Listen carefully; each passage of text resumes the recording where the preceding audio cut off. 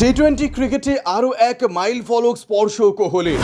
বিশ্বের পঞ্চম ক্রিকেটার হিসেবে কীর্তি। টি-20 ক্রিকেটে আরও একটা মাইল ফলক স্পর্শ করলেন বিরাট কোহলি। সোমবার মুম্বাই ইন্ডিয়ান্সের বিরুদ্ধে ম্যাচে 20 ওভারের ক্রিকেটে 13,000 রান পূর্ণ করলেন কোহলি। বিশ্বের দ্বিতীয় দ্রুততম ব্যাটার হিসেবে এই কীর্তি অর্জন করলেন তিনি। সোমবারের ম্যাচের আগে মাইল ফলকে পৌঁছতে কোহলির প্রয়োজন ছিল 17 রান। হার্দিক পান্ডিয়ার দলের বিরুদ্ধে কোহলি খেলেছেন 42 বলে 67 রানের ইনিংস। ফলে এদিনের টি-20 ক্রিকেটে কোহলির রান হলো 13,050। বিশ্বের পঞ্চম ক্রিকেটার হিসেবে এই কীর্তি করলেন কোহলি। ক্রিস গেলের পর দ্বিতীয় দ্রুততম ক্রিকেটার হিসেবে পৌঁছলেন 13,000 রানে। টি-20 ক্রিকেটে 13,000 রান করেছেন অ্যালেক্স হেলস, শোয়েব মালিক এবং কায়রান পোলার্ড। দ্রুততম 13,000 রানের রেকর্ড রয়েছে গেলের দখলে।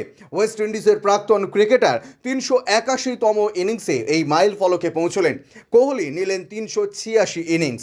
তালিকায় তৃতীয় স্থানে রয়েছেন হেলস, তিনি 13,000 রান করেছিলেন 474তম ইনিংসে। চতুর্থ স্থানে থাকা শোয়েব 487 ইনিংসে নিয়েছিলেন 13,000 রান পূর্ণ করতে।